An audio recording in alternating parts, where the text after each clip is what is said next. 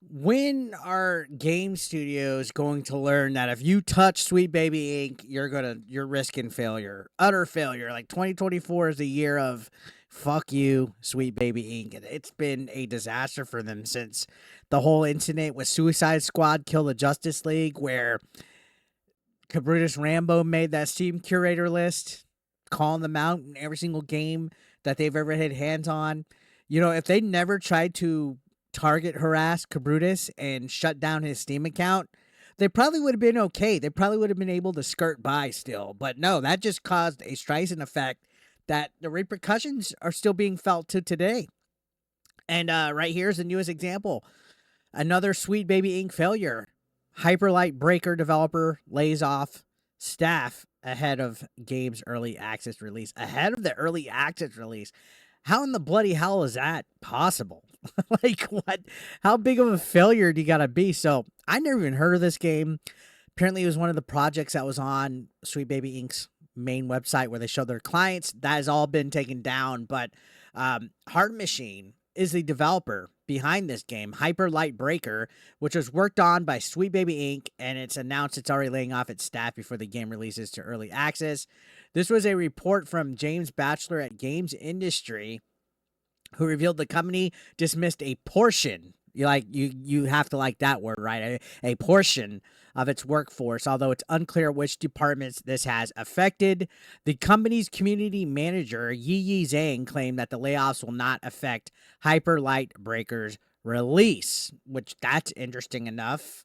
Zhang even appeared to imply that laid off employees might be able to rejoin the company depending on the game's success. Spoiler alert. It's not going to do successful. I, I'm not trying to be mean. I'm not trying to laugh about people getting their jobs terminated. But as we've seen, even Batman and DC can't save Sweet Baby Inc. games. This game I'd never even heard of until today is definitely not going to be able to be successful. And you know what? Let's take Sweet Baby out of the equation. What about Concord with Firewalk Studios? What about Dustborn with Red Thread Games? I mean, the list goes on in 2024. People are tuning out of woke. Okay, that's what it comes down to.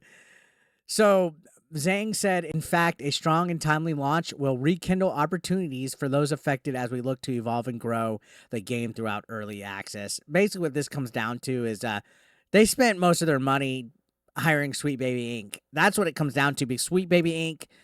makes you pay huge fucking fees for them to come and twist your narrative around so that it's politically correct, so that it fits their woke activism, so it fits their ideologies, their agenda.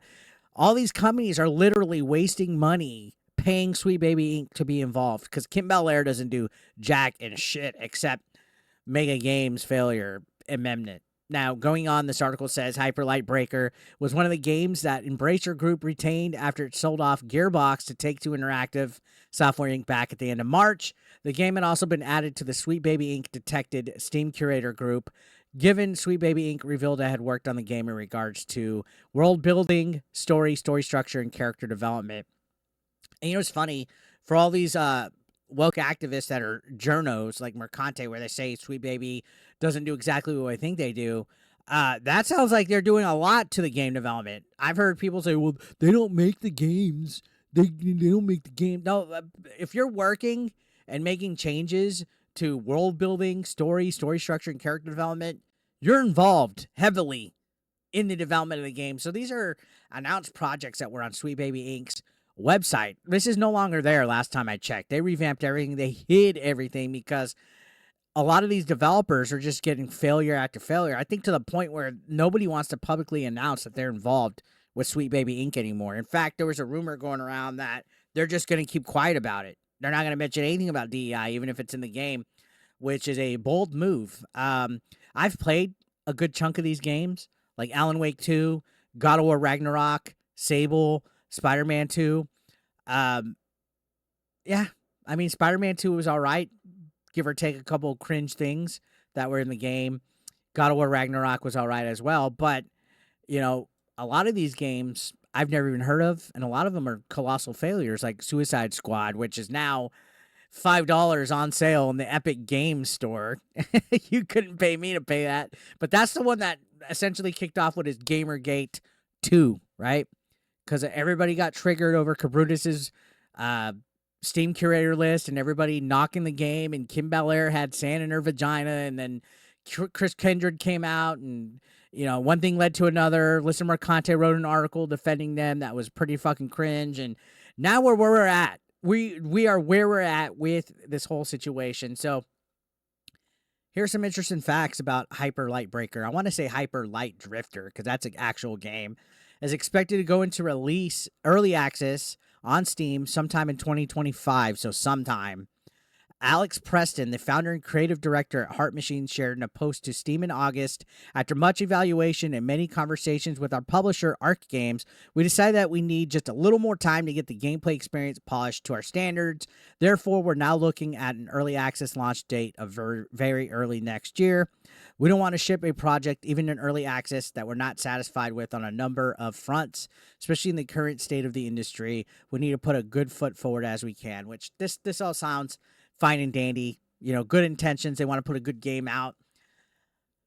It's just very sad that this is going to backfire for them because Sweet Baby's involved. And I know to some people that sounds very petty. To some people, oh, the casual gamer doesn't care about Sweet Baby and whether DEI is involved. No, they do. They do. That's why everything's failing. All right? That's why everything fails. Now, continuing on, this says the game is likely dead on arrival as nearly all the games that Sweet Baby Inc. has worked on throughout 2024, and that's good. That's a fact. Now, Tales of Kenzura Zao, which oddly enough is nominated for an award at the Game Awards, but is a colossal failure that's lost money. Unknown 9 Awakening, another studio that is literally laying people off. Flintlock, The Siege of Dawn, I can't even remember the last time anything notable was mentioned about that game, but they couldn't even get people to play it. And Suicide Squad, Kill the Justice League, all games that were the opposite of bangers, guys. Like none of these contributed anything positive to the gaming industry. If anything, they made a lot of people lose jobs. They costed a lot of studios a lot of fucking money.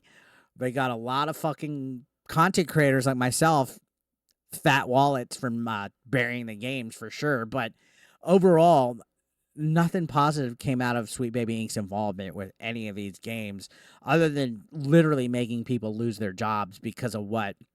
Activism? Oh, it's because you rage bait gritters have to cry about what you feel you're entitled to. Well, yeah, that's how being a consumer works, right? You're allowed to give an opinion on stuff, even if it's not catered to you. You're allowed to vote with your wallet. You're allowed to boycott. You're allowed to review stuff badly. We don't have to just sit here and consume because it's not catered for us, right? So, yeah, very interesting. It's not even in early access yet, and they're laying off employees. This is not a good sign. I don't care how they're trying to spin it.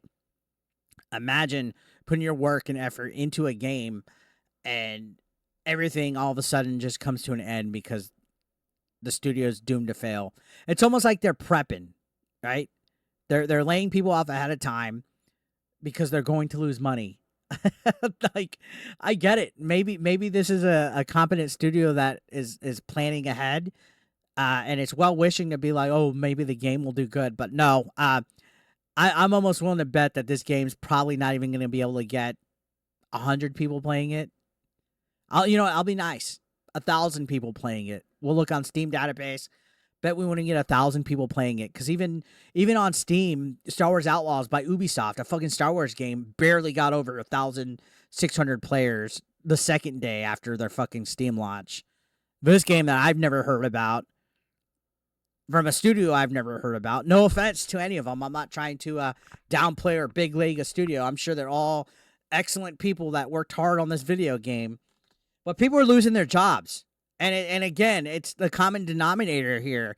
It's Sweet Baby Inc. that's involved. And you get all these activists that cosplay as journalists trying to defend Sweet Baby Inc. Like everybody criticizing them is the problem instead of Sweet Baby Inc. And that's where the real problem is. It's everybody shilling for this company that provides no benefit except to their agenda for the gaming industry. So let me know your thoughts down below, guys. I'd love to hear what you guys have to say. Subscribe if you're brand new, and I'll talk to you on the next one. Thank you for watching. As always, take care.